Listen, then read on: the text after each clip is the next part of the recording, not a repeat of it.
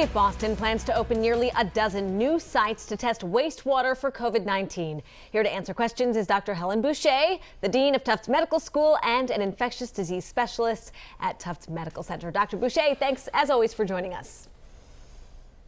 Erica.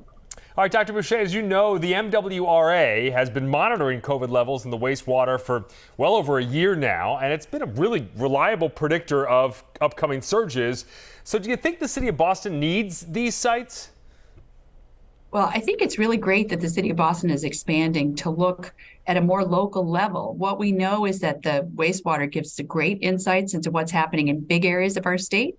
And this next phase is going to allow us to look down to closer to a neighborhood level so we can get a sense of what might be coming and how it might be different. We know it's different from some very well done studies that neighborhoods can be quite different.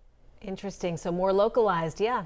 So we do know COVID levels, they're rising, right? And the trend may continue through the holidays, everyone gathering. In your opinion, what would change if more people actually got their boosters? Because that number is still pretty low.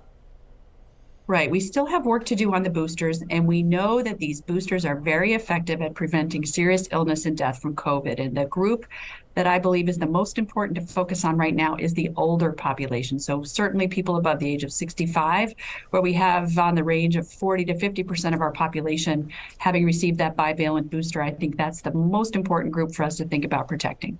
All right, let's say you've gotten your booster, you have your flu shot. We are, it's been after two kind of disturbed holiday seasons with the pandemic. I think a lot of folks have their plans set and they're ready to celebrate with loved ones. So what precautions, if any, do we still need to follow? Yeah, it's a great question. So I think it's really important that everyone makes decisions about the level of risk that they're willing to take. And I think it's possible to celebrate the holidays with your family. And there are a couple of things that can make you safer, right? So certainly being vaccinated for both flu and COVID is important.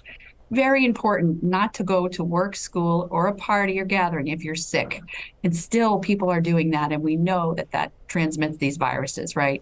Other things you can do are take a test, a COVID test on the day of a gathering, especially if you have vulnerable older relatives, for example, or other people at risk. You can mask in indoor crowded settings where there's poor ventilation. I think all those things can help lower the risk of your family gathering and keep yourself and your family safe to enjoy those holidays. Okay, Dr. Helen Boucher from Tufts, thanks so much. Thank you.